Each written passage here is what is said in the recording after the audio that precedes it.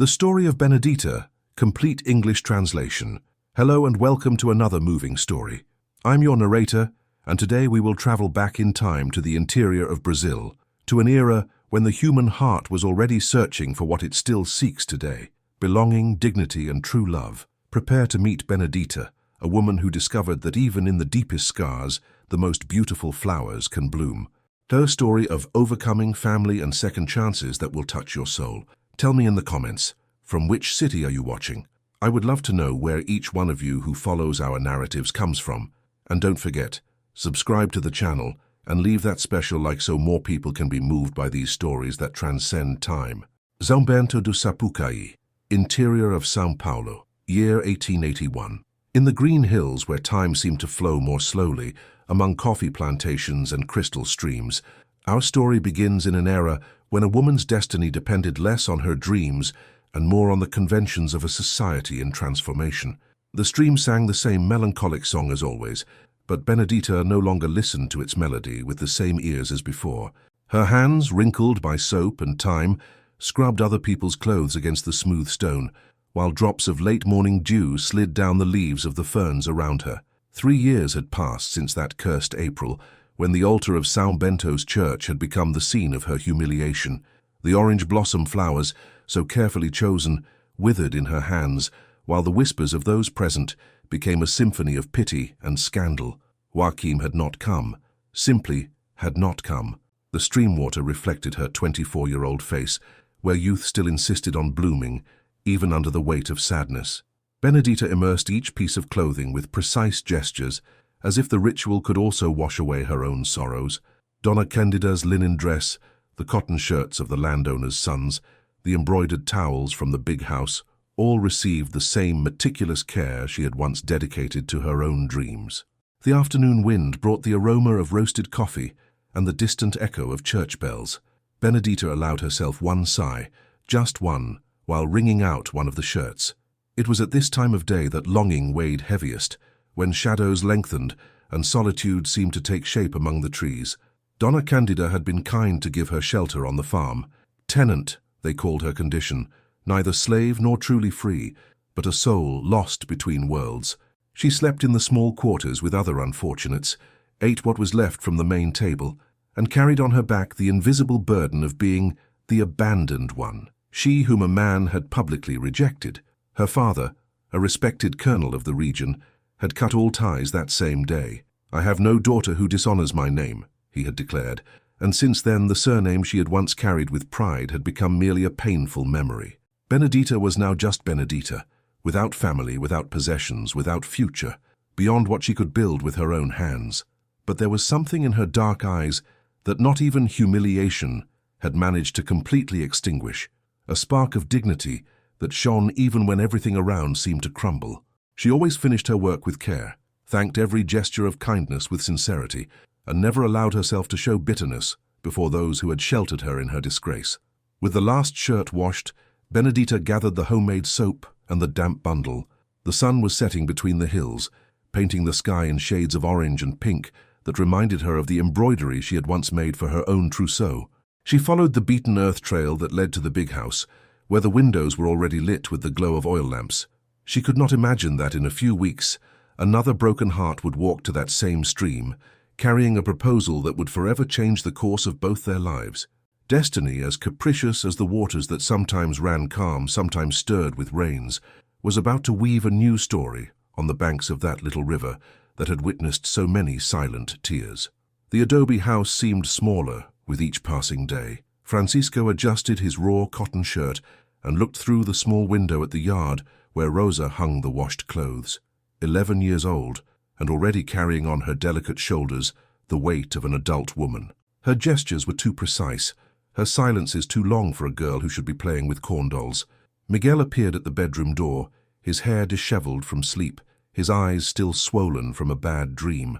8 years old, and that haunted expression that hadn't left him since yellow fever had taken Maria away. "Father," he murmured, his small voice trembling like a leaf in the wind. Francisco knelt before his son, feeling his heart tighten. Words came with difficulty, as always happened when he needed to be both father and mother. "Did you dream about her again?" Miguel nodded, and Francisco pulled him into a tight embrace, feeling how the thin little body clung to his, seeking the warmth and security that a child should find in maternal arms. Maria. 3 years without pronouncing her name aloud, but she still inhabited every corner of the house. The mortar where she ground cornflour, the hammock she herself had woven, the medicinal plants in the yard that no one knew how to care for properly. Rosa tried, with the fierce determination of one who assumes responsibilities too great, but she was just a girl pretending to be a woman. The corn and cassava plantation in the back of the small farm promised a good harvest, but Francisco knew that success in farming wasn't enough to heal the wounds of a shattered family. Rosa barely smiled. Miguel woke up screaming 2 or 3 times a week, and he himself got lost some nights staring at the straw ceiling, trying to remember what it was like to be happy. So Antonio, the village merchant who came to buy his products, had noticed the sadness that hung over the house like a heavy cloud. "Francisco," he had said on his last visit, while weighing the corn sacks, "these children need a mother, and you need a wife." The suggestion had come like a slap in the face, but also like a painful truth he avoided facing. "Where am I going to find a woman who would accept a widower with 2 children?" Francisco had replied, more to himself than to the merchant. So Antonio smiled in a way that knew well the crooked paths of life. "There are women without options, Francisco, just like you. Sometimes necessity marries better than love." Those words echoed in Francisco's mind as he prepared breakfast, a task he had learned to do out of pure necessity. Rosa appeared in the kitchen, her little calico dress already dirty with soap, and began setting the table without anyone asking. It had been this way since their mother died. Rosa anticipated every need, carried every burden as if she could, with her excessive dedication, bring Maria back. "Father," she said, her voice too serious for her age. Miguel wet the bed again. Francisco sighed. It wasn't the boy's fault, he knew that. The shock of loss still lived in his dreams, turning nights into battlefields against ghosts that only a child could see. After the simple breakfast made of roasted corn and brown sugar, Francisco went out to tend the animals. The colorful rooster pecked at corn scattered around the yard, the hens scratched in the damp earth, and the Holstein cow waited for the morning milking. Simple tasks that gave him some comfort, but didn't fill the void that grew each day. It was Sunday, and the obligation of Mass weighed on the family like another burden. Rosa would arrange Miguel's hair with the care of a precocious mother.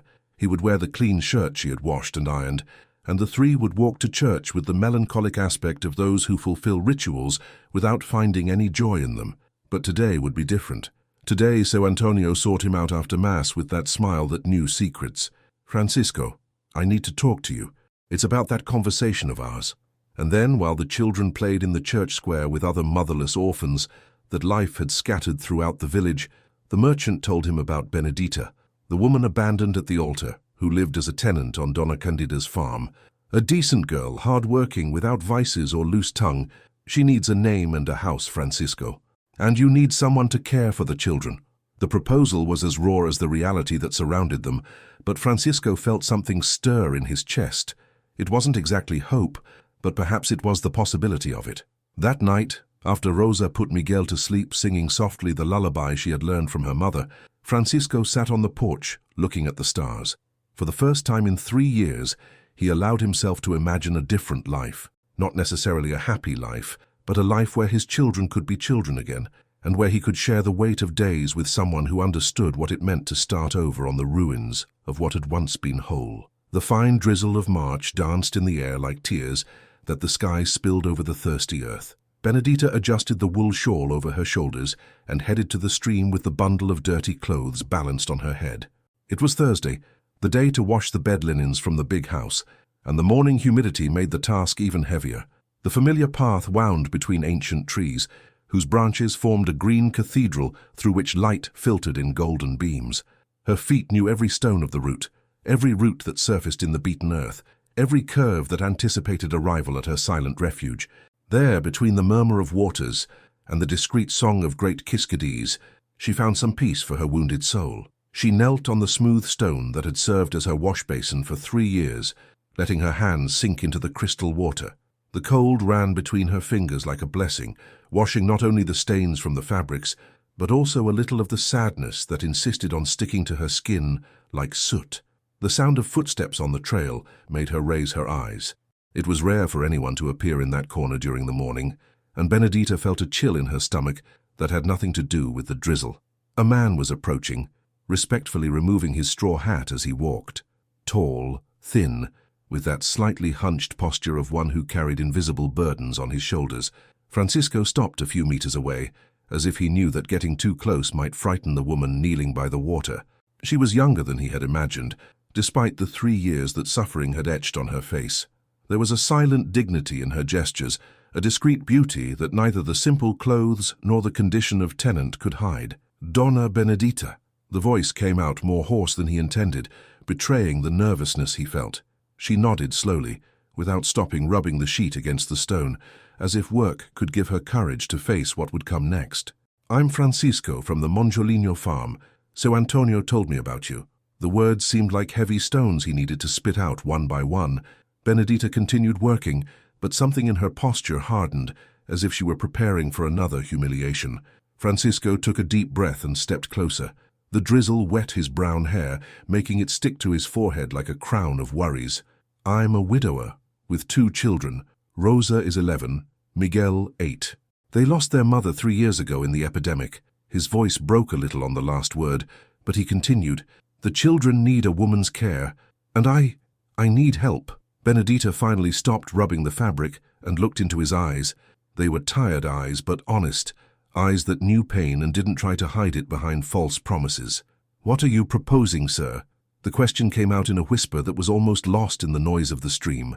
"Marriage." The word hung suspended in the humid air like a prayer. "I won't lie to you, ma'am. It's not a marriage of love. It's a marriage of necessity. But I can offer an honorable name, my own house, decent support. In return, I only ask that you care for my children as if they were your own." Benedita set the clothes aside and stood slowly. Water dripped from her hands like blessing or tears of relief. She studied the face of this man who had appeared in her life like a miracle, disguised as a practical proposal. "Why me?" she asked, her voice gaining strength. "I'm a marked woman, without family, without dowry. Any other man wouldn't understand what it means to start over after everything collapses." Francisco turned his hat between his hands, searching for the right words. "You know real pain, Donna Benedita. Those who know pain know how to value small joys. My children need that." The drizzle intensified, forcing them to take shelter under the broad canopy of a silk floss tree. There, in the silence perfumed with flowers and wet earth, Benedita felt something stir in her chest. It wasn't love. That might never come again. But it was hope for purpose, for belonging somewhere again, for being useful to someone who needed her. "And if the children don't accept me?" The question revealed her greatest fear. "They need a mother more than they need pride." Francisco spoke with a certainty that came from the depths of his soul.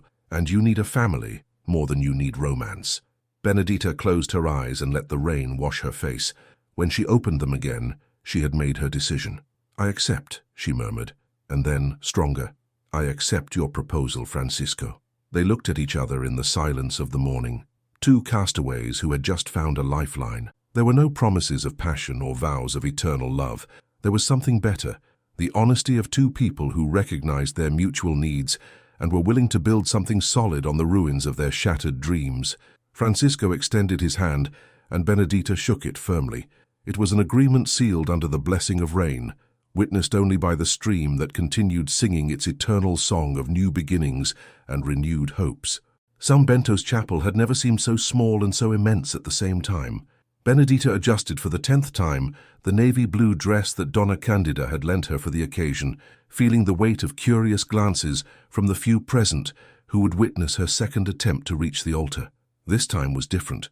There were no orange blossoms or bridal veil, no solemn music or fairy tale expectations. There was only the raw reality of 2 people who decided to unite their solitudes in search of something that resembled completeness. Francisco waited before the simple altar, Rosa and Miguel flanking him like 2 small, distrustful guards. Rosa wore a party dress that had belonged to her mother, carefully adjusted by her own precocious hands.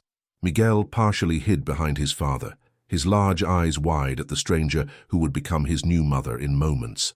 Father Sebastião, a 60-year-old man who knew every secret and every pain of that community, waited with the patience of one who understood that not all marriages were born of love, but that didn't make them less sacred.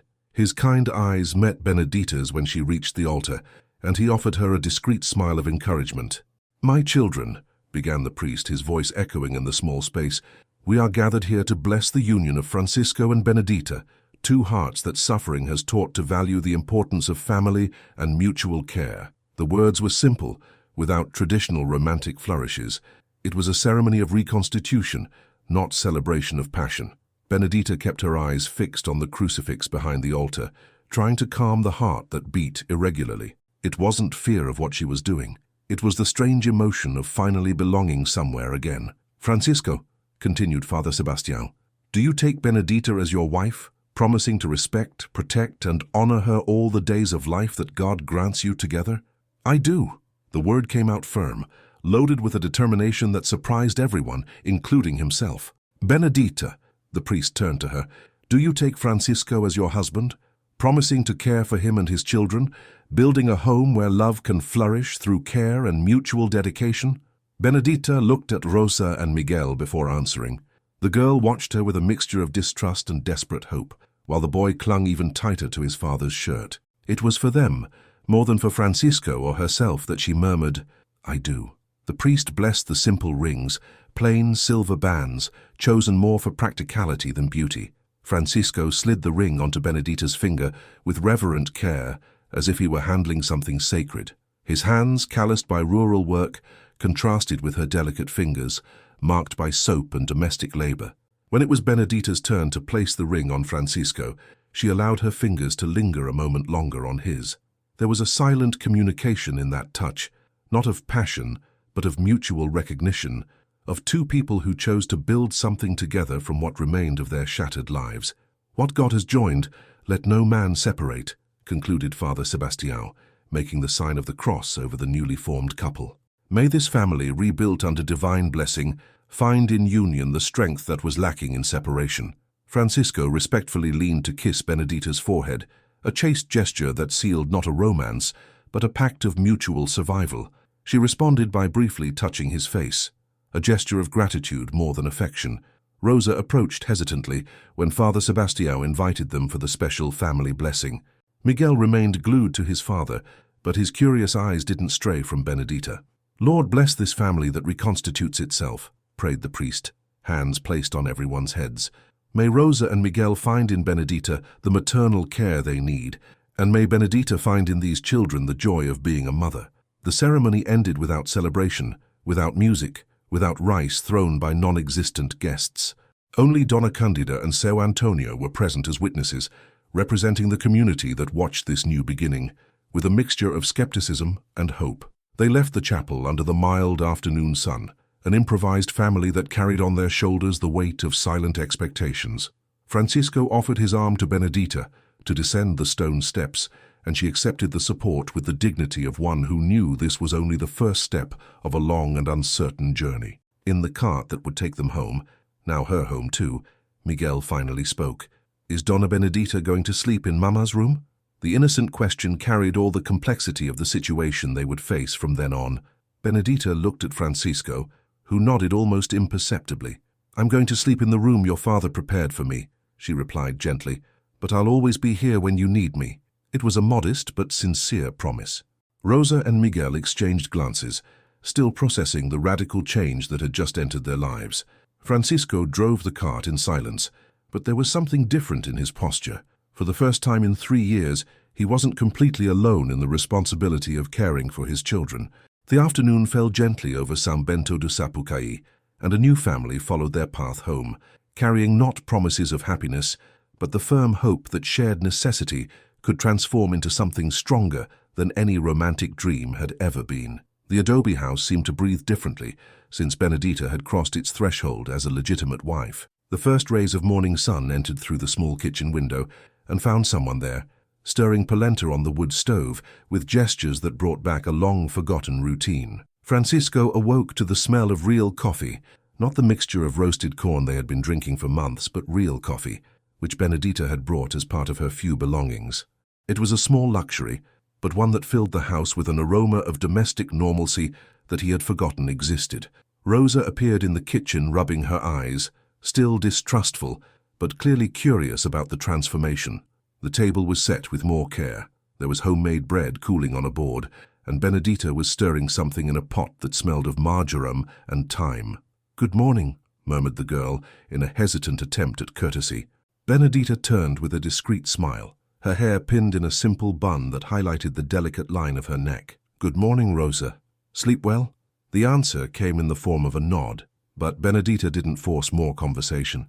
She knew that trust would need to be built brick by brick, day after day, through small and consistent gestures. Miguel appeared next, still in his nightshirt, his hair sticking up in one direction. He stopped at the kitchen door as if waiting for authorization to enter what was now someone else's territory. Benedita crouched to his height, offering a piece of still warm bread. "Want to try? I made it with cornmeal and a little brown sugar." The boy accepted the bread with shy fingers, and when he tasted it, his eyes widened with surprise. It was delicious, different from the bread Rosa tried to make, softer with a flavor that vaguely reminded him of something good he couldn't name. Francisco entered the kitchen, already dressed for work in the fields, and for a moment stopped at the threshold, observing the domestic scene he hadn't seen in 3 years. His wife, it was still strange to think of her that way, served breakfast naturally, as if she had always belonged to that space. "Good morning," he greeted, his voice still hoarse from sleep. "Sleep well?" It was a question of courtesy between educated strangers, but it carried genuine concern. Benedita nodded, serving him a steaming mug. "The bed is comfortable, thank you." They had prepared for her the small room that previously served as a pantry. Francisco had built a simple bed with peroba wood planks and filled a mattress with fresh straw. It wasn't luxury, but it was privacy and dignity, things she hadn't had in 3 years. They had breakfast in relative silence, punctuated only by familiar domestic sounds. The creaking of the wooden chair, the sound of the spoon in the mug, Miguel's footsteps running to get dressed.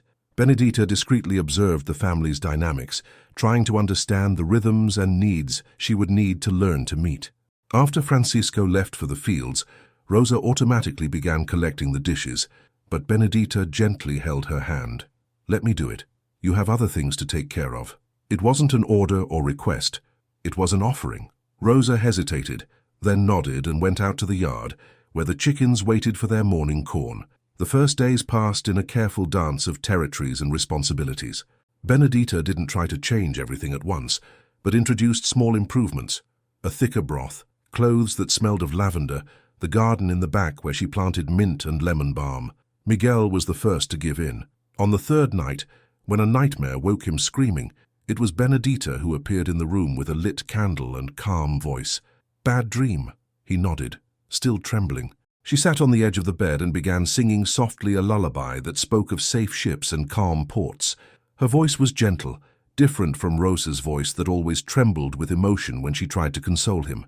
Francisco woke to the sound of the lullaby and approached the half-open door. He saw his wife. He was still surprised by the word, rocking slowly while singing to his son. Miguel was already sleeping again, breathing peacefully, one of his small hands unconsciously holding a piece of her skirt. Rosa took longer to accept. She watched Benedita with critical eyes, looking for flaws, comparing each gesture with idealized memories of her mother. But it was impossible to deny that the house worked better, that Miguel smiled more, that their father seemed less burdened by the weight of solitary responsibilities. The first heavy rain of April tested the newly formed union. The straw roof leaked in Rosa's room, and she woke up wet and irritated. Benedita appeared with buckets and cloths, helping to protect the bed and clothes.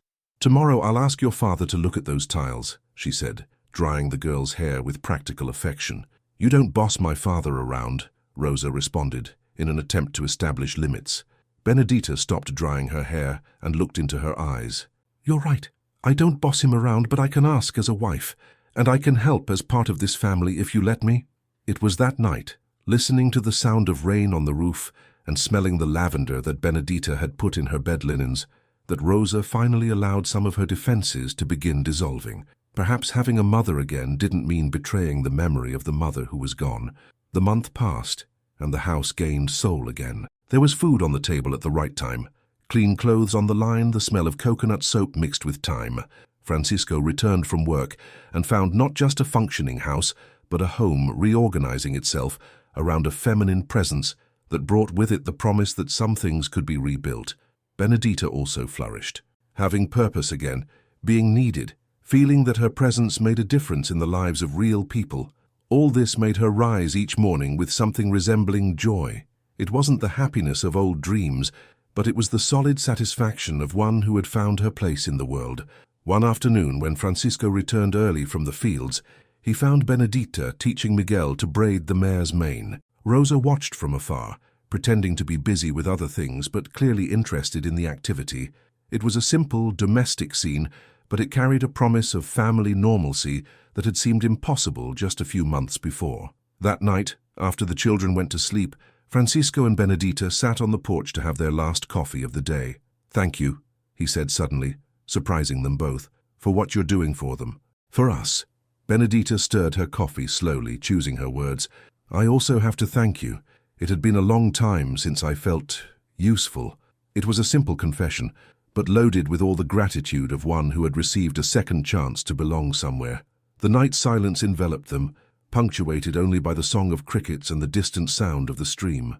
It was a comfortable silence of two people who were beginning to discover that companionship could be as valuable as passion, and that a family could be built as much on practical needs as on great romance.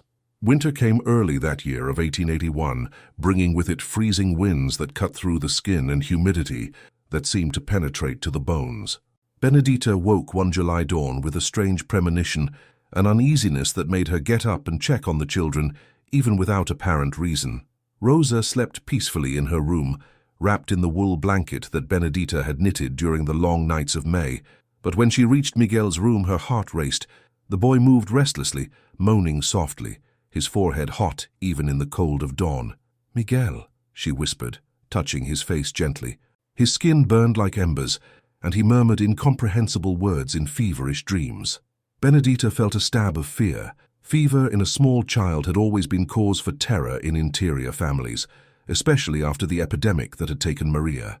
Without immediately waking Francisco, she ran to the kitchen and lit the wood stove, putting water to boil. Her hands worked by instinct, remembering the teachings of the grandmother who had raised her: warm water baths to lower temperature, elderberry and orange leaf teas to fight fever, damp compresses on the forehead. Francisco woke to the sound of pots and found Benedita preparing a steaming infusion, her face marked with worry. "Miguel has a high fever," she explained without preamble. "I need to bring his temperature down before it goes higher." He dressed quickly and ran to his son's room. Miguel was delirious softly, calling for the mother who was no longer there, and Francisco felt his heart tighten with familiar pain. This was how everything had started with Maria. First the fever, then, "Nothing's going to happen to him," said Benedita, appearing beside him with basins of warm water and clean cloths. There was determination in her voice that cut through the spiral of panic, where Francisco was beginning to lose himself. "But I'm going to need your help." Rosa woke to the movement in the house and appeared at the room door, her eyes wide with fright. "Is Miguel going to die?" The question came out in a small voice, loaded with all the fears accumulated since losing her mother. "No," Benedita replied firmly, without stopping her preparation of compresses. "But I need you to help me. Can you get more clean cloths from the closet?" The next hours became a silent battle against the fever that insisted on rising. Benedita didn't leave Miguel's side, alternating between warm baths, teas given spoonful by spoonful when he could swallow, and compresses she changed every few minutes. Francisco felt useless before her competence. Benedita knew herbs and home remedies he had never heard of, moved with confidence that came from experience caring for the sick. He would discover later that she had helped care for various patients at Donna Candida's farm, learning from older women the secrets of healing that passed from mother to daughter through generations. Rosa transformed into an efficient assistant, fetching everything Benedita asked for, observing each gesture with the attention of one who knew she was learning something important. There was an intimacy growing in that small room, a union forming around the sick boy. "Why do you know so much about these things?" Rosa asked during a break when Miguel slept a more peaceful sleep. "When you don't have family, you learn to care for everyone who needs it," Benedita replied, adjusting the blanket over Miguel. "At the farm, I was the one who cared for people when they got sick. Donna Candida said I had a good hand for the sick." It was the first time she spoke about her previous life without bitterness, as if the years as a tenant had been preparation for this moment. Francisco watched from the corner of the room, seeing his wife, because that's what she was being now, truly wife and mother, caring for his son with dedication that went beyond duty. The second night was the worst. Miguel delirious more intensely, and at some moments the fever rose so high that Benedita had to resort to almost cold water baths, a desperate measure that made the boy cry with fright and discomfort. Rosa cried along, holding her brother's hand, while Francisco paced the house like a caged animal. "We should call the doctor," he murmured for the 10th time, although he knew the nearest doctor was 2 days' journey away and might not arrive in time. "Not yet," Benedita replied, carefully watching Miguel's breathing. "If he doesn't improve by dawn, I'll send for him, but he's fighting. He just needs help." It was on the 3rd dawn that the fever finally broke. Miguel opened his eyes, clear for the first time in 3 days, and murmured water in a weak but lucid voice. Benedita leaned over him with a smile of relief that illuminated her tired face. "Hello, my boy. How do you feel?" Her voice was loaded with new emotion, affection that went beyond the obligation to care. Miguel smiled weakly and tried to sit up. "Did you stay here the whole time?" "I stayed, and I'll stay until you're strong again." It was a simple promise, but one that carried the weight of emotional commitment that surpassed any practical agreement. Rosa, who had dozed in a chair beside the bed, woke to the voices. When she saw Miguel sitting and talking, her eyes filled with tears of relief. Without thinking twice, she threw herself into Benedita's arms in a desperate embrace of gratitude. "Thank you," she sobbed against her stepmother's shoulder.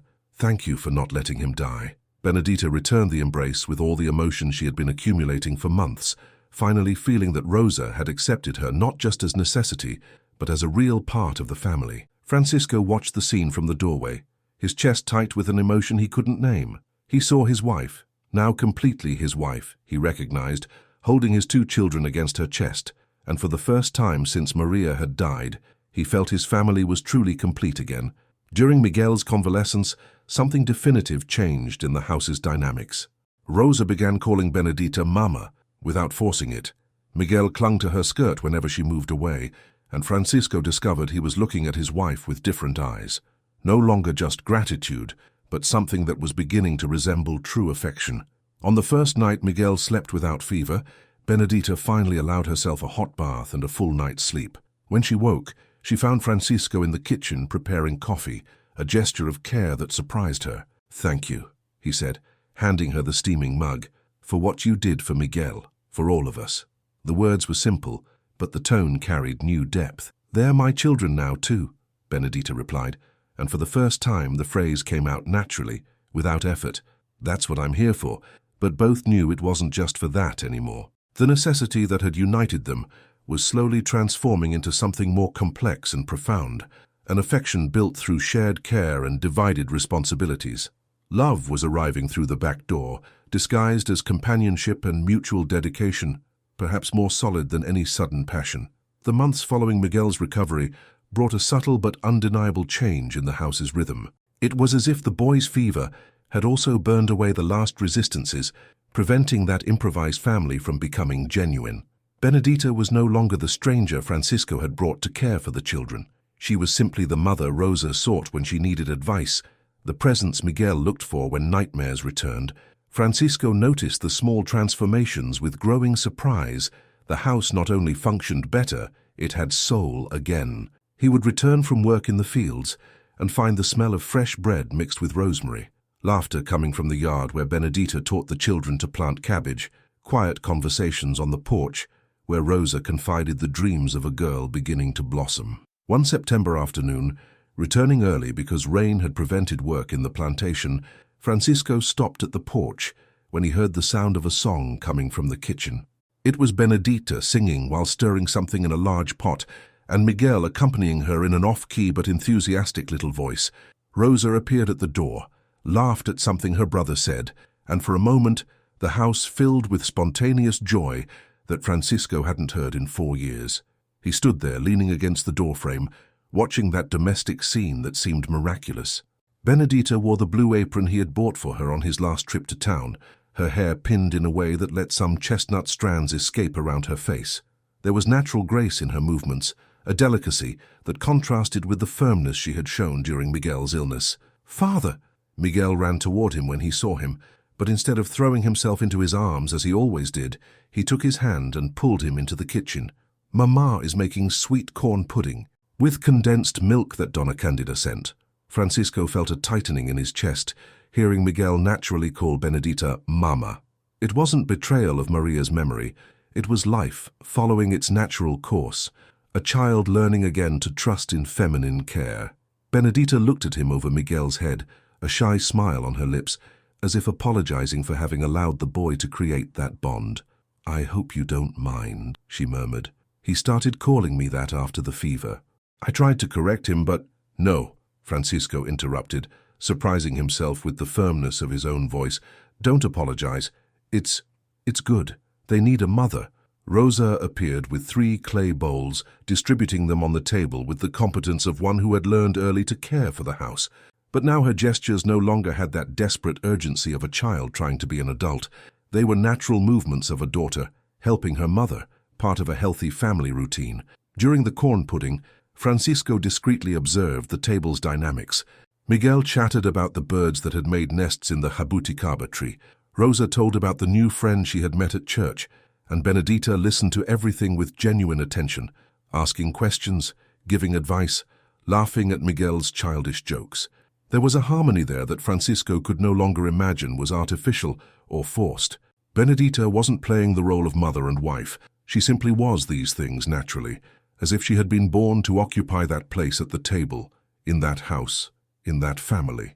After dinner, while Rosa helped Miguel with prayers before bed, Francisco and Benedita met on the porch, as had become custom. She knitted a little sweater for Miguel. Winter was approaching again, and he smoked his clay pipe, watching the stars that began to twinkle in the clear sky. "Benedita," he began, his voice coming out more hoarse than intended. She raised her eyes from her knitting. Needles stopped in the air. "I need to tell you something." Her heart raced. In a year of marriage, he had never started a serious conversation this way. Would it be some complaint? Regret? "What is it, Francisco?" He took the pipe from his mouth and turned to look at her directly. "When I asked you to marry me, I thought I was solving a problem. Finding someone to care for the children, someone to help me with the house. A practical agreement between 2 people who needed each other." Benedita lowered her knitting to her lap, preparing to hear that the arrangement wasn't working, that he had found some flaw in her dedication. "But that's not what happened," Francisco continued, the words coming slowly, as if he needed to think about each one. "You're not just someone who cares for the children. You're truly their mother. And you're not just someone who helps me with the house. He stopped, searching for the right word. "You're truly my wife." Benedita felt something stir in her chest, an emotion she hadn't identified since before being abandoned at the altar. "Francisco." "What I'm trying to say," he interrupted, the words gaining speed as if he needed to say them before losing courage, "is that I no longer feel gratitude toward you. I feel something like—" He stopped again, running his hand through his hair. "I miss you when you go to wash clothes at the stream. I find myself thinking about your words when I'm working in the fields. I wake up in the morning, and I'm happy to hear you moving around in the kitchen." The knitting needles trembled in Benedita's hands. "What are you saying?" Francisco stood and walked to the porch railing, looking out into the night. "I'm saying I think I'm falling in love with my wife." The confession came out in a whisper, but in the night silence it sounded like a shout. Benedita remained silent for so long that Francisco began to regret the confession. Maybe he had presumed too much. Maybe she still saw this only as a practical arrangement, and his declaration made her uncomfortable. "Francisco," she finally said, her voice so low he needed to come closer to hear. "When I agreed to marry you, I thought I would never again feel what you're talking about. I thought that part of me had died at the church altar, that day 4 years ago." He sat in the chair beside her, waiting. "But you're talking about falling in love with your wife, and I think I'm already in love with my husband." The words came out in a whispered confession, loaded with surprise and tenderness. "I don't know when it happened. Maybe when you thanked me for caring for Miguel, or when you brought those wildflowers to decorate the table, or when you smiled at me that special way at the town's June festival." Francisco extended his hand, and she took it without hesitation. Their fingers intertwined naturally, with the familiarity of those who had shared a bed for months, but also with the new excitement of those who discovered that companionship could transform into true affection. "So we're 2 fools who married out of necessity and ended up falling in love anyway," he murmured, bringing her hand to his lips and kissing her work-calloused knuckles. Benedita smiled, a smile different from all he had seen before, full of joy that had nothing to do with gratitude or relief. It was pure happiness of a woman who discovered she could still be loved and still knew how to love back. Exactly, she whispered, leaning to kiss him for the first time since the wedding. Not the chaste kiss of the ceremony, but the first kiss of two hearts that finally recognized each other as a true pair. When they separated, Francisco rested his forehead against hers, breathing the lavender perfume she used in her hair. "I think God had a better plan for us than we ourselves did," he murmured.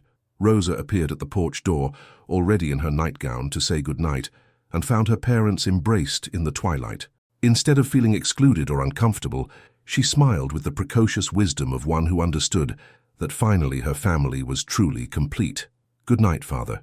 "Good night, Mama," she said, kissing both their faces before going back inside.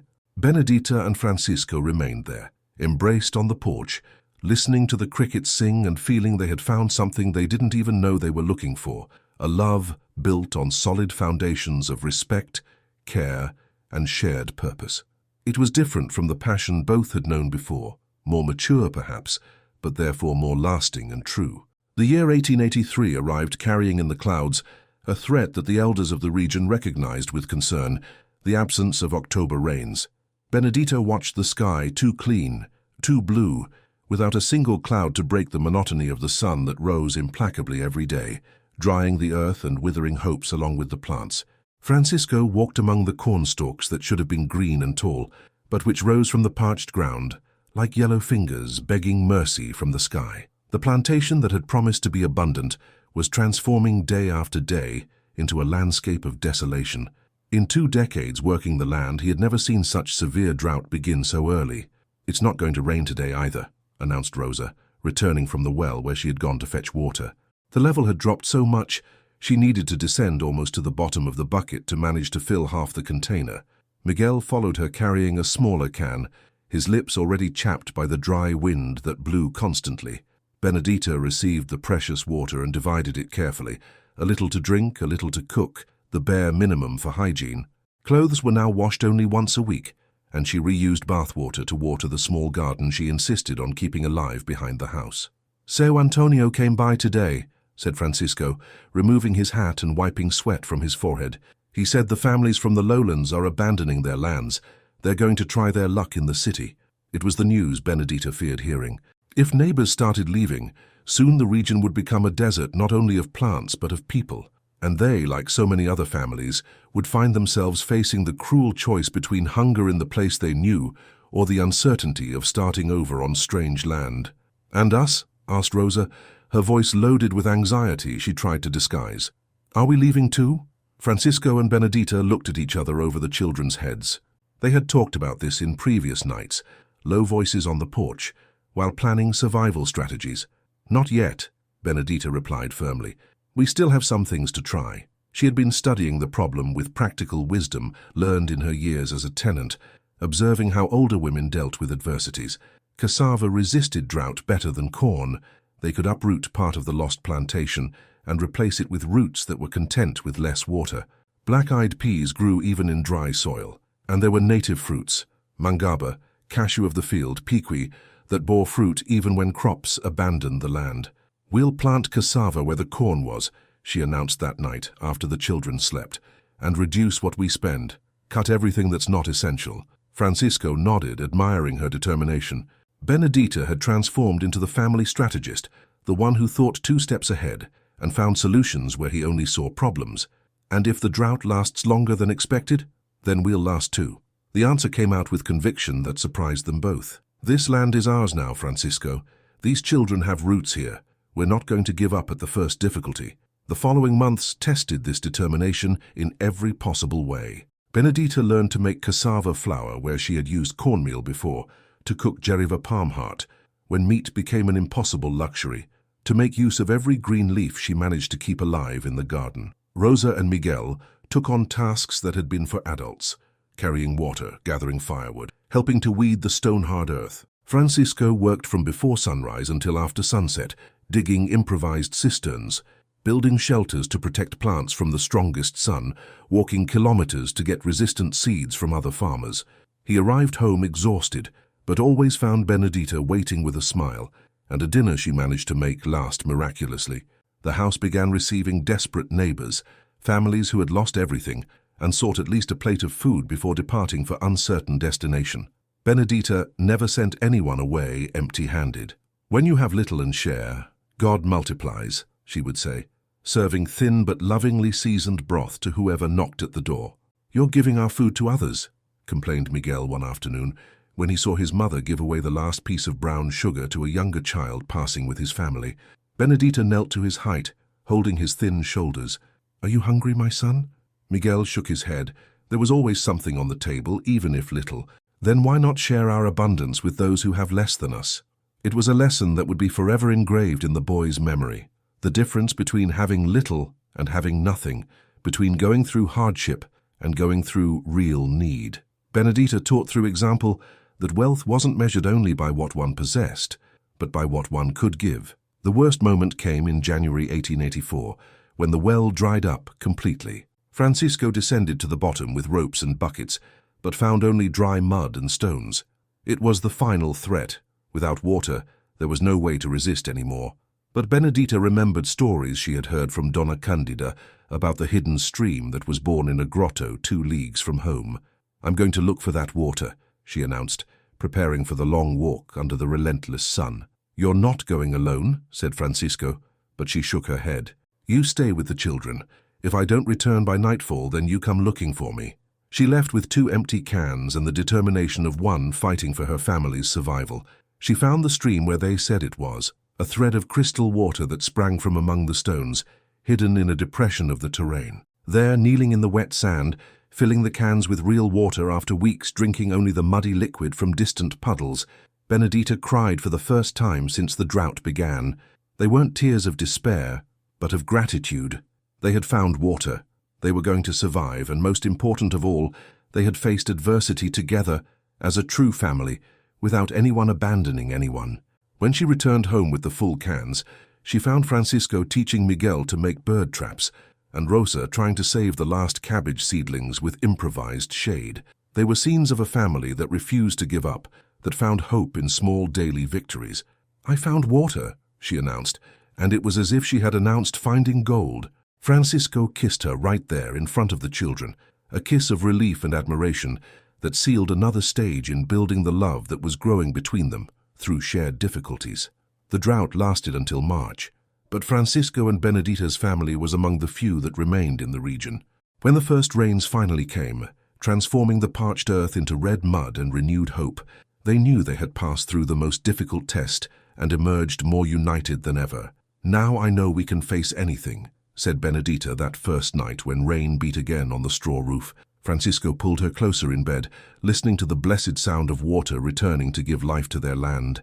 "Anything," he agreed, kissing her hair. And both knew it was true.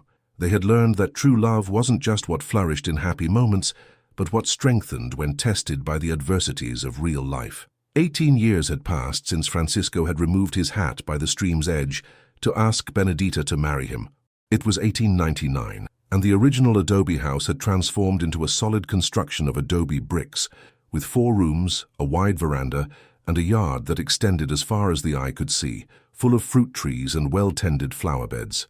Benedita, now 42 years old, watched from the new kitchen the movement on the veranda, where Rosa arranged the last things for the trip back home. Her daughter, because Rosa was her daughter in all the ways that mattered, was 29 years old, married for 7 years to João, the village teacher, and mother of 3 boys who filled the house with laughter and running around when they came to visit their grandparents. "Mama, you don't need to prepare so many sweets for us to take," said Rosa, but her eyes shone with contentment, seeing Benedita wrap another pot of guava paste. It was tradition. Every visit to her parents' house ended with a suitcase full of preserves, cookies, and everything Benedita considered necessary for her children's well-being, even though they were now responsible adults. Miguel appeared carrying a sack of cassava flour that Francisco had sent for Rosa. At 26 years old, he had become a solid man, with broad shoulders and calloused hands like his father's.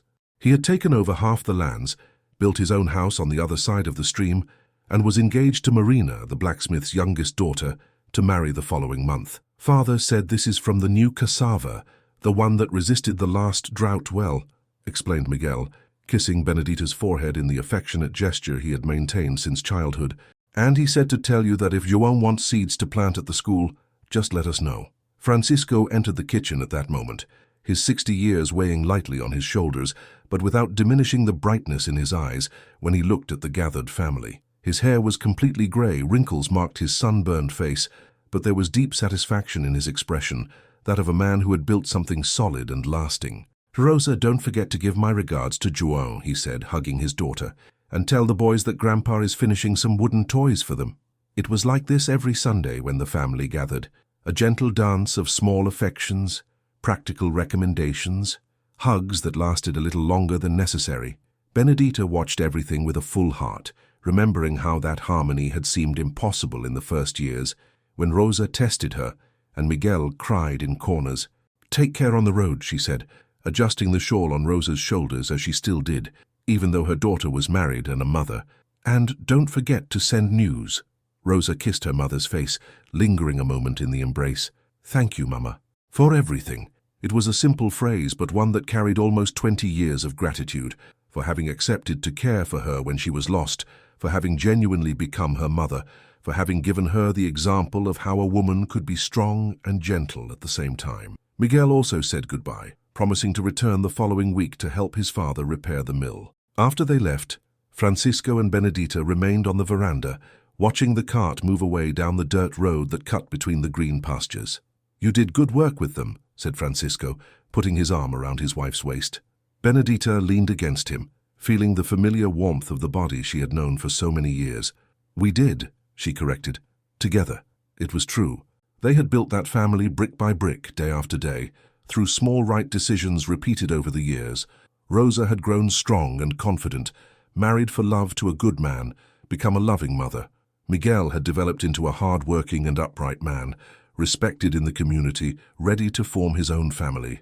"Do you know what I was thinking about this morning?" asked Benedita, playing with the wedding ring Francisco had given her 18 years before. "About how we were strangers to each other that day at the stream." Francisco smiled, remembering the serious woman who washed clothes at the water's edge, the tired but dignified eyes, the way she had accepted his proposal without romantic illusions. "We were two people needing help," he agreed. "We couldn't imagine what that would become." What it had become was something rare and precious, a marriage that had begun in necessity and evolved into mature love, tested by time and difficulties. They knew each other's quirks and moods, divided responsibilities without discussion, made important decisions with the confidence of those who knew they were on the same side of life. "Remember when Miguel got sick and you spent 3 nights without sleeping taking care of him?" Francisco stroked Benedita's graying hair, still pinned in the bun she had worn since she was young. "That's when I knew I had chosen the right woman, not to marry out of necessity, to truly love." Benedita smiled, remembering those nights of fever and fear, the moment when Rosa finally accepted her as mother, the feeling of finally belonging to a family again. "And do you remember when we faced the great drought together? When I found that hidden stream? How could I forget?" Francisco kissed the top of her head. "You came home like a heroine, carrying water as if it were gold. That's when I knew you would be capable of facing anything by my side." They remained in silence, contemplating the property they had built together. The lands extended beyond what the eye could reach, well cared for and productive. The cattle grazed peacefully in the fenced pastures. The abundant garden provided vegetables for the family and still had surplus to share with neighbors. It was prosperity conquered inch by inch through honest work and shared decisions. "Francisco," said Benedita suddenly, turning to look into his eyes, "are you happy? Really?" The question caught him by surprise, but the answer came without hesitation. "Happier than I ever imagined I could be." He paused, searching for the right words. "It's not the happiness of young dreams, full of passion and fantasy. It's better than that. It's the happiness of one who built something solid, who wakes up peacefully every day knowing he's in the right place with the right person." Benedita smiled, her eyes shining with tears of contentment. "That's exactly what I feel. As if I had found the place where I was supposed to be all along. It just took longer to get here." The sun began to set, painting the sky in shades of gold and pink that reflected in the house's window panes. Francisco and Benedita continued there, embraced on the veranda, watching the day's transition to night in quiet gratitude. They didn't yet know they would have little time left to enjoy that hard-won peace. The coming years would bring different challenges: approaching age, small health problems, missing the children who followed their own paths. But in that golden moment of September 1899, they were simply a middle-aged couple contemplating the fruit of almost 2 decades of love, built on the foundation of patience, respect, and mutual care. "Benedita," Francisco murmured, when the first stars began to appear in the sky. "Thank you." "For what?" "For accepting my proposal that afternoon at the stream, for becoming the mother of my children, for becoming my true companion." He paused, his voice choked with emotion. "For teaching me that true love doesn't need to begin with passion. Sometimes it grows slowly, in the small things of daily life, until one day you realize you can no longer imagine life without the person who is by your side." Benedita kissed him gently, a kiss that tasted of fulfilled promises and dreams, realized differently than expected, but perhaps more solidly and lastingly than any romantic fantasy could have been. The first years of the new century arrived gently at Francisco and Benedita's house, bringing with them a serenity that only decades well lived can grant. It was 1903, and the couple's routine had settled into a gentle rhythm of domestic complicity and deep affection that needed no grand demonstrations. Francisco, at 60 years old, still woke before sunrise, but his steps were slower, his pauses more frequent. His heart no longer beat with its former strength, something he tried to hide from Benedita, but which she had noticed in small signs: heavier breathing after carrying grain sacks, the need to sit more often during farm work. Benedita, on her part, had blossomed into serene maturity at 46 years old. Her graying hair was pinned in the same bun as always, but there was a new softness in her face, a tranquility of one who had finally found her place in the world and allowed herself to enjoy it. Her movements in the kitchen were precise as music, developed through 22 years of cooking for the same family, knowing every preference, every need. Mornings always began the same way. Francisco feeding the animals while Benedita prepared coffee, both working in silent synchrony that needed no words. After breakfast, he would head to the fields, now reduced as Miguel had taken over most of the lands, and she would dedicate herself to the house, the yard, the preserves she took to sell at the town market on Saturdays. "Good morning, Donna Benedita." Marina's cheerful voice, Miguel's fiancée, echoed in the yard. The 20-year-old always brought some excuse to appear. Today it was a request to borrow yeast for bread. Yesterday it had been a question about a sweet recipe. In truth, she sought the company and advice of the woman who would soon be her mother-in-law. "Good morning, dear. Come in, come in." Benedita dried her hands on her apron and received the girl with the welcoming smile that had become her trademark. Marina was a sweet child from a hard-working family, and Benedita felt special joy in preparing her to be Miguel's wife. "I wanted to know how you make that arasa jelly that Miguel likes so much," said Marina, sitting in the kitchen while watching Benedita stir something in a large pot. "It's a family secret," Benedita joked, but soon began patiently explaining each step of the recipe. She enjoyed teaching the domestic arts she had learned throughout life, feeling she would pass on the practical wisdom a mother should transmit to her daughter-in-law. During the afternoon came the weekly visit from Rosa with her 3 children. The house immediately filled with laughter and running around, transforming the tranquility of middle age into the joyful chaos of grandchildren who filled their grandparents' hearts with renewed happiness. "Grandma! Grandma! Grandpa promised to teach me how to make bird calls," shouted Antonio, 8 years old, pulling at Benedita's skirt. She crouched to the boy's height, kissing his face that smelled of soap and mischief. "And he will teach you. But first let's have lunch. Your mother must be hungry from the trip." It was always like this. Benedita cared for everyone, anticipated needs, organized family joy with the same competence she had organized the house for so many years. Francisco appeared in the kitchen to greet Rosa and was immediately surrounded by grandchildren competing for his attention. There was special sweetness in how he dealt with the children, the patience he hadn't had when raising his own children, lost in the urgency of survival and grief, now manifested fully in his role as grandfather. "How is Papa?" asked Rosa, discreetly observing Francisco's trembling hands as he cut meat for the boys. "Fine," Benedita replied, but Rosa knew her mother well enough to notice the disguised worry in the answer. "He's just working too hard. You know how stubborn he is." It was a careful conversation, full of subtexts. Rosa knew her father wasn't well. Benedita knew Rosa knew, but both maintained the fiction that everything was proceeding normally. It was the delicate way they had found to deal with the inevitable fact that Francisco was aging faster than expected. In the late afternoon, after Rosa left with the children, Francisco and Benedita sat on the veranda for afternoon coffee, another ritual they had developed over the years.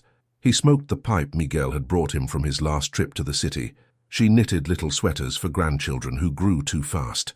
"Benedita," said Francisco suddenly, removing his pipe from his mouth. "If something happens to me—" "Don't talk nonsense," she interrupted, but without taking her eyes from her knitting. It was a conversation they had been avoiding for months, but which hung in the air like a storm cloud. "It's not nonsense. I'm 20 years older than you, and farm work has taken its toll." Francisco spoke with the calm of one who had made peace with his own mortality. "I just want to know you'll be fine, that you'll accept help from the children, that you won't try to carry everything alone." Benedita finally stopped knitting and looked at him. There were tears in her eyes, but also quiet determination. "I'll be fine, because you taught me to be strong. I'll accept help because you taught me that's what family is for." She paused, choosing her words. "But let's not talk about this now. We still have time." Francisco smiled, extending his hand to touch his wife's face. 22 years of marriage, and you're still the most beautiful woman I've ever seen. And you're still the best man I've ever known," she replied, covering his hand with hers. "The man who gave me back my dignity, who gave me a family, who taught me that love can grow slowly and be stronger than any passion." They stayed there until the stars appeared, talking about the children, grandchildren, plans for the harvest, the small details of shared life that formed the resistant fabric of 2 decades of companionship. They didn't know that would be one of the last golden afternoons they would have together, that Francisco's tired heart was preparing for its final rest. That night, after they went to bed, Benedita listened to her husband's irregular breathing and knew they would need to make the most of every moment they had left. She moved closer to him in bed, resting her head on his shoulder as she had for years, feeling the familiar warmth of the body she had known through all seasons of life. "I love you," she murmured in the darkness, words they had learned to say without embarrassment, after discovering that shared necessity had transformed into true affection. "I love you too," Francisco replied, kissing her hair. "More than I ever thought I could love someone again." They slept embraced, 2 hearts that had found in each other not the overwhelming passion of youth, but something perhaps rarer, the serene security of those who had built together a life worth living and which would leave fruits that would continue growing long after their hands could no longer tend the land they loved. The first months of 1904 brought a subtle but perceptible change in the house's rhythm. Francisco woke later. His steps in the kitchen were slower, and Benedita began taking over small tasks that had always been his, feeding the chickens, checking fences near the house, deciding what to plant in the smaller beds. He didn't complain about these silent transfers of responsibility. In fact, there was discreet gratitude in accepting his wife's care, the same loving way she had cared for the children when they were small, and now extended to him with the naturalness of one who knew love manifests mainly through the practical gestures of daily life. "Francisco, Miguel wants to come talk with you this afternoon," said Benedita, serving breakfast with redoubled attention to details that might please her husband: bread toasted to perfection, the homemade jam he liked most, coffee as strong as he enjoyed it. "Must be about the lands," Francisco murmured, but there was satisfaction in his voice. Miguel had become a responsible man, capable of making right decisions, and Francisco felt pride seeing his son gradually assume control of the property he himself had built with so much sweat. Miguel arrived in mid-afternoon, when the sun was beginning to lose strength, and found his father sitting on the new veranda they had built the previous year, more spacious, with comfortable chairs where Francisco could rest between activities. The young man brought Marina beside him, the fiancée who had become a natural part of the family. "Father, I wanted to talk about the wedding," Miguel began, respectfully removing his hat. "Marina and I were thinking of postponing it until after the harvest, so as not to overburden—" "None of that," Francisco interrupted firmly. "You're going to marry on the scheduled date. May is perfect, after the rains, before the cold, and it won't overburden anyone. The whole family will help with the celebration." Benedita appeared with a tray of fresh coffee and cookies, sitting beside her husband to participate in the conversation. There was special beauty in this scene. 3 generations planning the future together, each contributing their experience and hopes. "Donna Benedita," said Marina with the loving shyness she maintained even after years of acquaintance, "could you teach me how to make that corn cake Miguel likes so much?" "Of course, dear. Tomorrow morning." Benedita smiled, remembering when she herself was a young wife, trying to learn to please her new family. "And I'll also teach you other recipes my mother-in-law taught me," Francisco watched the interaction between the women with contentment. Seeing Benedita passing on family traditions, preparing her daughter-in-law to care well for Miguel, gave him a sense of continuity that warmed his heart. The family was growing and strengthening. Traditions were being perpetuated. Love was multiplying through generations. "Miguel," said Francisco when the young people were preparing to leave, "you're becoming a better man than I ever was. And Marina, you've chosen a good man. Take good care of each other." After they left, Francisco and Benedita remained on the veranda contemplating the familiar landscape, the pastures where cattle grazed peacefully, the verdant garden she tended with such care, the fruit trees they had planted together, and which now bore abundant fruit. "Do you know what makes me most proud?" asked Francisco, taking Benedita's hand. "It's not the lands or the cattle or the house we built. What is it? It's seeing how our children became good people. Rosa, married and happy, raising her children with love and firmness. Miguel, responsible and hard-working, choosing a wife for love and not convenience." He paused, gently squeezing her fingers. "And all this happened because you came into our lives and brought what was missing, true mother's love." Benedita felt her eyes fill with tears. They were already good children, Francisco. They just needed time to heal from the wounds of loss. "They needed you," he corrected, "and I needed you too, more than I knew when I made that proposal at the stream." He remained silent for a moment, contemplating clouds moving slowly across the sky. "Benedita, I want you to know something. These 23 years have been the best of my life." The confession came loaded with emotion he rarely showed. Benedita turned to look at him, seeing in his aged but still handsome face the signs of the life they had shared, worry lines around his eyes, sun marks on his skin, but also the tranquility of one who had made peace with his own choices. "For me too," she whispered. "When I accepted to marry you, I thought I was just surviving.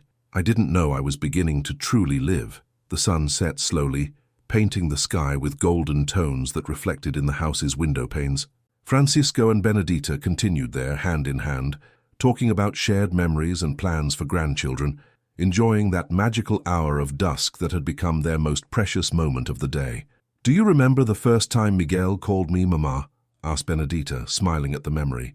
"It was during the fever when he was delirious. I thought it was just his condition, but the next day when he improved, he kept calling me that.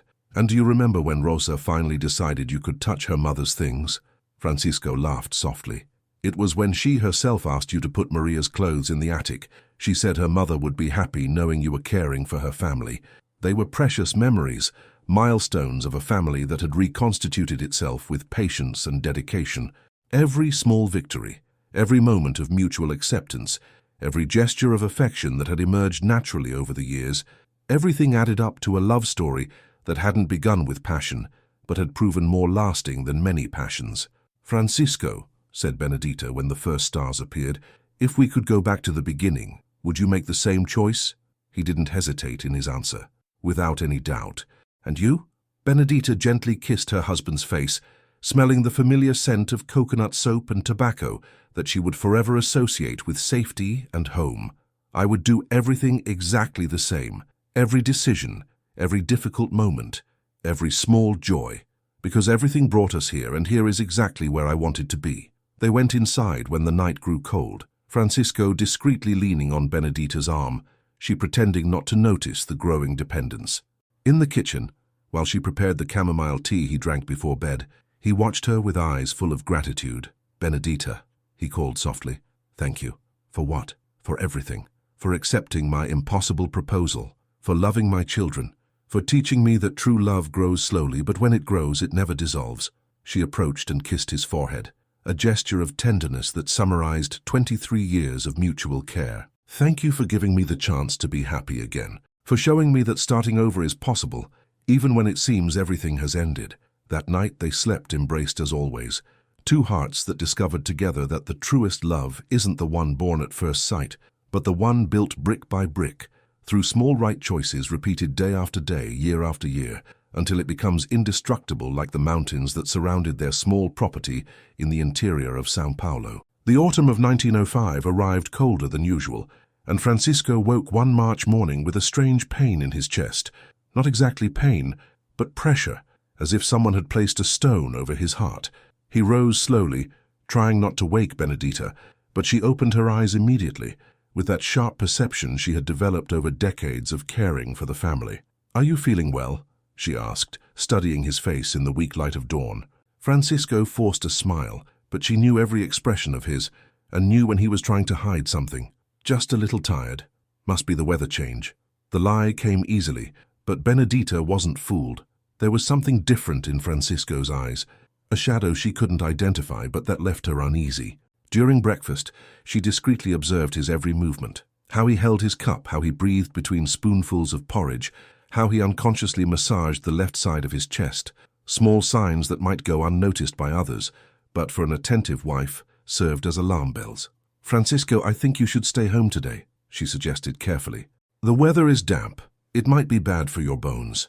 He was about to protest, to say he had important work in the fields, but something in Benedita's voice made him change his mind. There was concern there that went beyond routine care, anxiety she tried to disguise, but which showed through in more attentive gestures in her gaze that didn't leave him.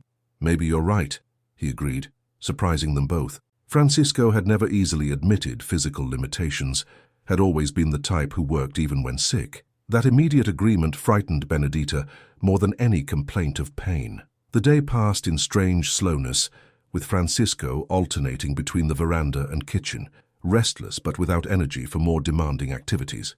Benedita invented 1,000 small tasks that kept her nearby, sewing buttons that didn't need repair, organizing already organized closets, preparing home remedies that might be necessary. Miguel appeared in the late afternoon, as he had been doing more frequently in recent weeks. There was new harmony between father and son, a complicity of men who shared responsibilities and respected each other mutually. The young man immediately noticed his father's pallor, how he leaned more heavily on his chair. "Father, you don't look good today," Miguel observed, trying to seem casual but clearly worried. "I'm fine, son.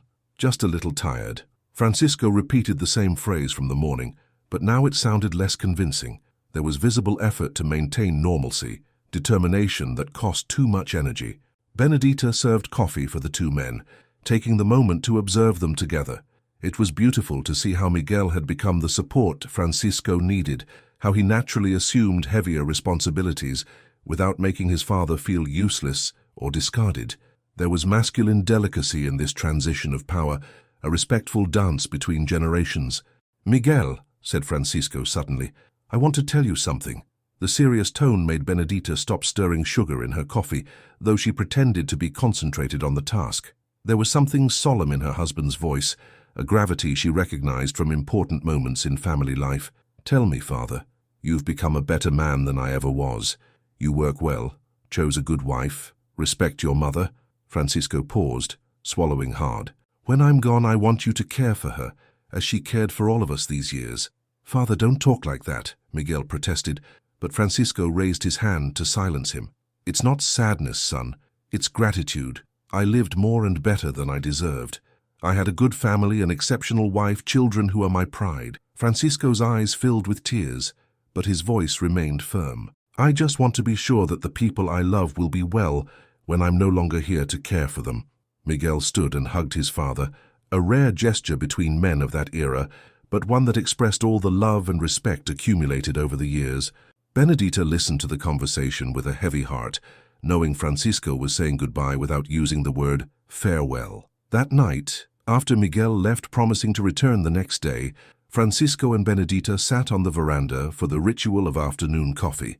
But this time there was a different quality in the silence between them, a solemnity both recognized without wanting to name. "Benedita," said Francisco, taking her hand, "I need you to promise me something." "What?" "When I go, and we both know that day isn't far away, promise you'll keep living, not just anyway, but truly living, enjoying the grandchildren, tending the garden, laughing when you feel like laughing." Benedita felt tears slide down her face, but her voice came out firm. "And you promise me something. Promise you'll fight. That you won't give up while there's still time for us to be together." Francisco brought her hand to his lips and kissed each finger slowly, as if wanting to memorize the texture of skin he had known for so many years. "I promise, but when the time comes, you have to let me go in peace." "How will I know it's time?" The question came out in a whisper. "You'll know," he replied with certainty. "After 24 years together, you can read my heart better than I can." They stayed on the veranda until stars appeared, talking about precious memories, about children and grandchildren, about small details of daily life that gain special importance when we know they might be the last. Francisco told childhood stories he had never shared. Benedita spoke of dreams she had before being abandoned at the altar, both giving each other the gift of complete intimacy. When they went to bed, Francisco held her tighter than usual, as if wanting to imprint in memory the sensation of having her there, warm and alive by his side. Benedita returned the embrace, instinctively knowing they were living one of the last whole nights they would have together. "I love you," she murmured in the darkness. "I love you too," he replied. "More than it's possible to love someone. You saved my life, Benedita. You gave me reason to continue when I only wanted to give up. You saved mine too," she whispered. "You gave me back my dignity, gave me a family, taught me that love can be born from necessity and become stronger than any passion." They slept embraced, two hearts beating in different rhythms but in perfect harmony, making the most of every minute of intimacy they knew was precious because they knew it was finite. Outside, the cold autumn wind whispered among trees they had planted together, silent witnesses to a love story approaching its end, but which would leave fruit extending far beyond its earthly duration. The morning of April 15th, 1905, dawned with special clarity, as if the sky itself knew the importance of those hours.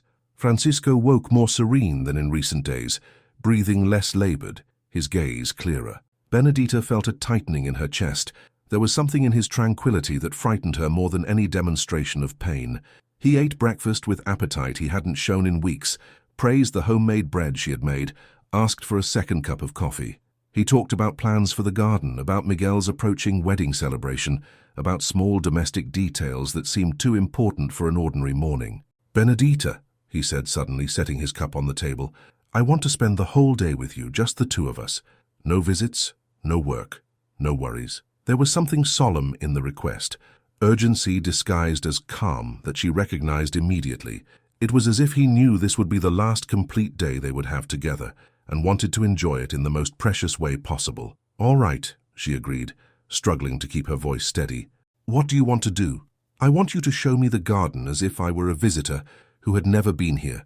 I want to hear you talk about every plant, every flower bed, as if it were the first time." It was a strange request, but Benedita understood what he was really asking. One last opportunity to see the world through her eyes, to hear her voice describing the life they had built together. They went out to the yard arm in arm, she discreetly supporting his steps that seemed more uncertain. The garden was lush that autumn morning, with the season's last flowers competing in beauty with the first fruits announcing themselves on the branches. "This is the jabuticaba tree we planted the first year," Benedita began, touching the tree trunk as if greeting an old friend. "You said it wouldn't bear fruit because the soil was too acidic, but I insisted. And you were right," Francisco murmured, smiling at the memory.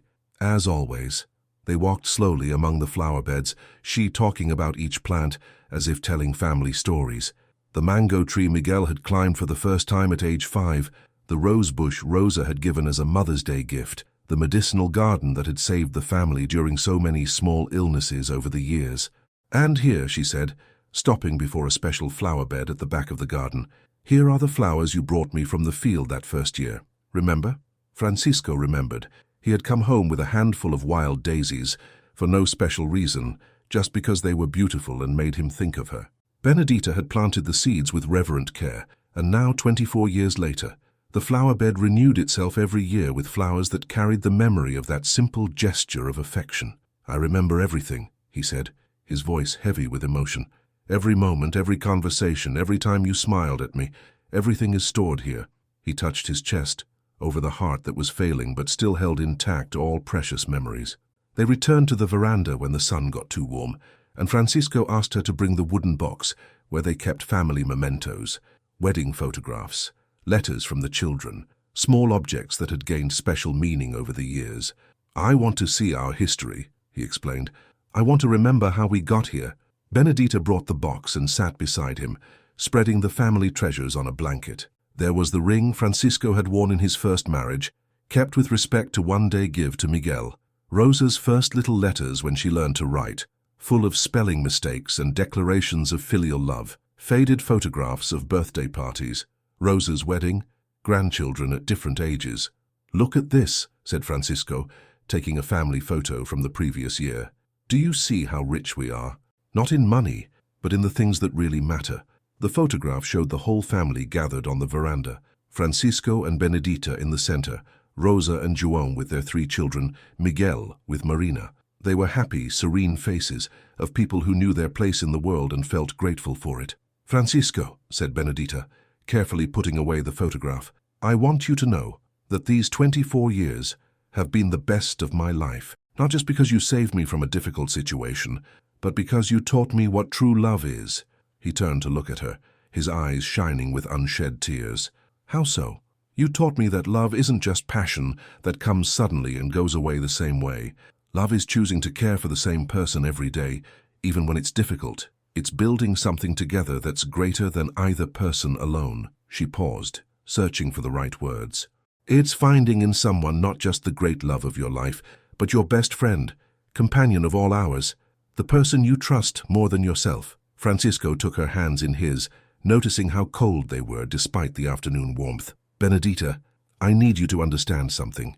I didn't save you. We saved each other. I was a lost man, not knowing how to care for my own children, without direction, without hope. You came and gave me back my reason to live. But you gave me a family, and you taught me to be a real father, to be a real husband, to be a better man than I ever was alone." He squeezed her hands with what little strength remained.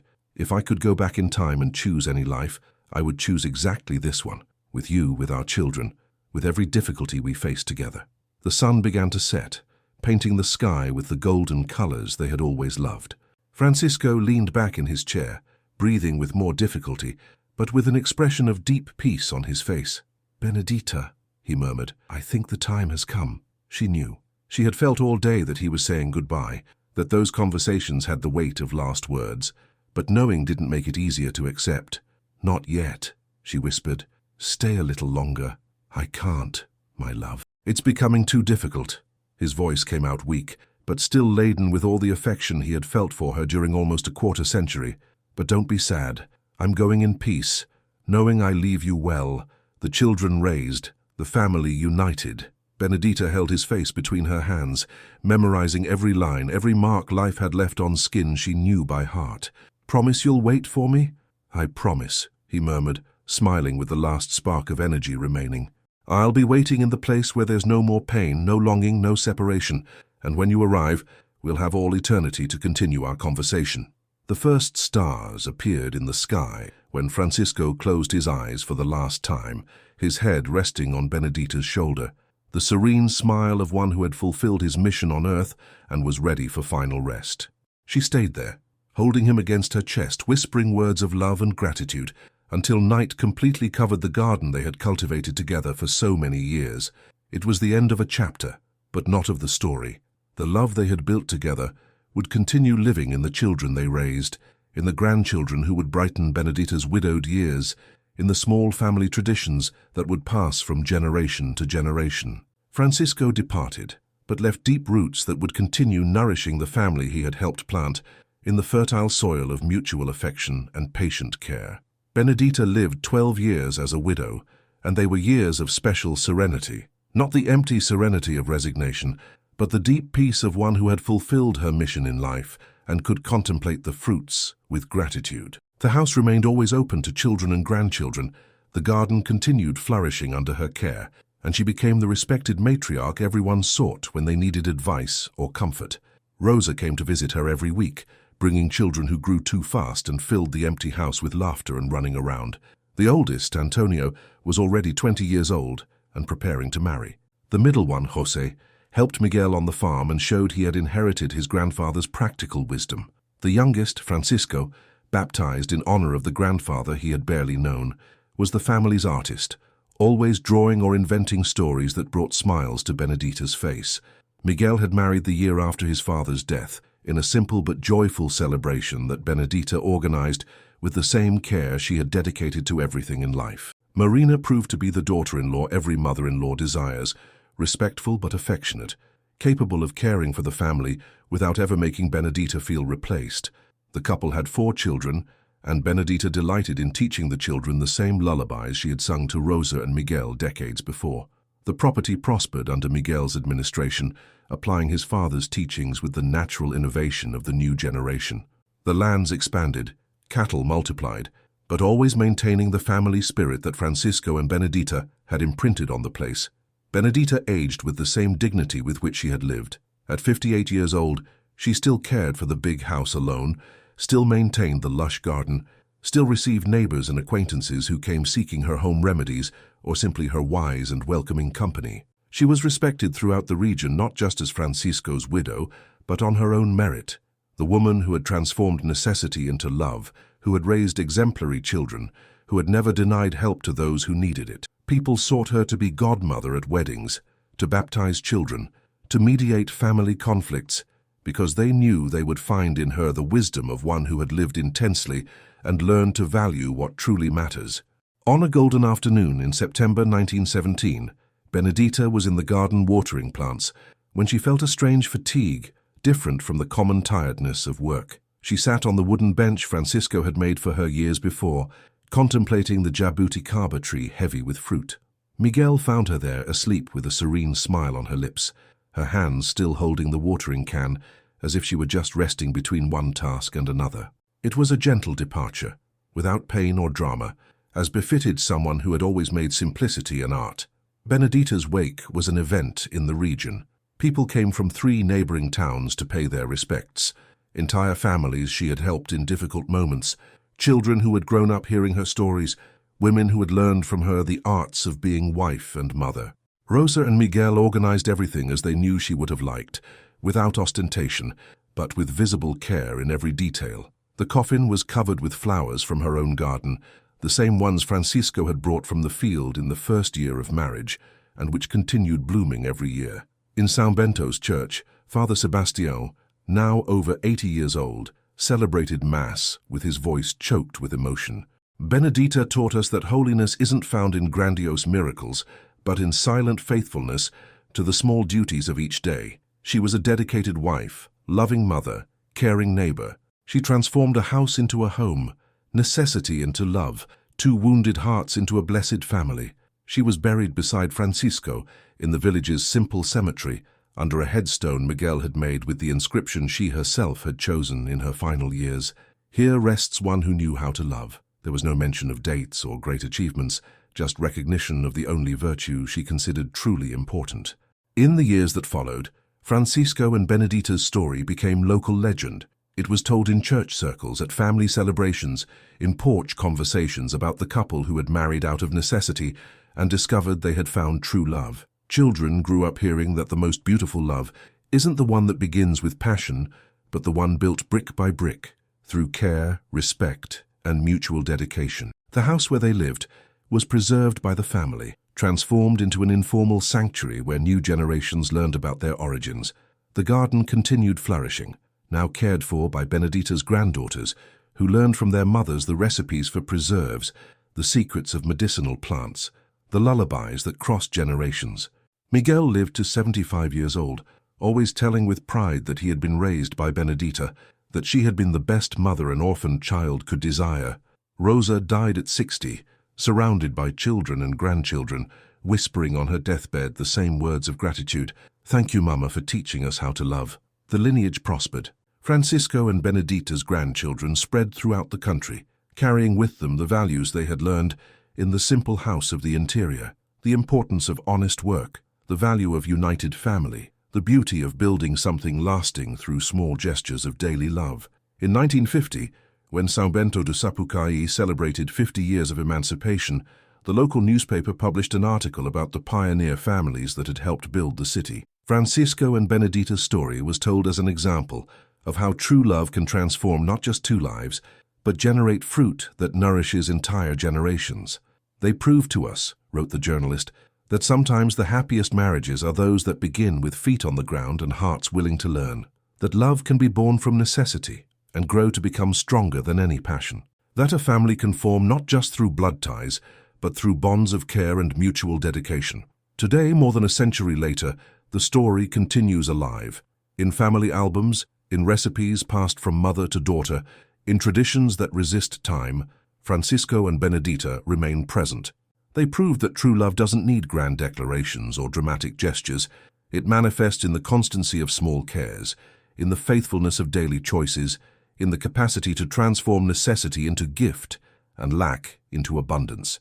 It was a simple story, of simple people, but one that carried an eternal truth, that the most lasting love is the one built slowly, nourished by daily reality, that finds beauty in small things and strength in difficulties shared. Francisco and Benedita, the desperate widower and the rejected woman, discovered together that sometimes destiny gives us exactly what we need, even when disguised as what is simply possible.